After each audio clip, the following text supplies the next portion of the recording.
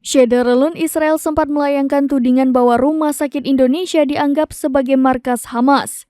Bahkan Zionis menuding bahwa rumah sakit tersebut terbangun terowongan milik Hamas. Atas hal ini, Kementerian Luar Negeri Indonesia membantah tegas tudingan tersebut dalam keterangannya pada Selasa 7 November 2023. Kemlu Republik Indonesia menegaskan bahwa Rumah Sakit Indonesia di Gaza merupakan fasilitas yang dibangun masyarakat Indonesia.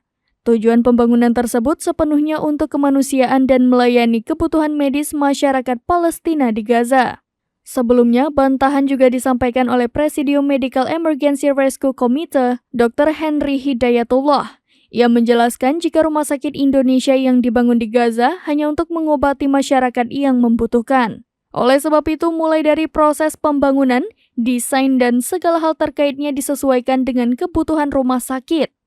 Diketahui bahwa bantahan itu muncul setelah juru bicara IDF Laksamana Muda Denny Hagari mengungkapkan tudingannya. Pihaknya mengatakan Rumah Sakit Indonesia di Gaza dibangun di atas jaringan terowongan Hamas. Selain itu, Israel juga menuduh Rumah Sakit Indonesia melindungi jaringan terowongan milik Hamas dari pengeboman karena berada di bawah rumah sakit.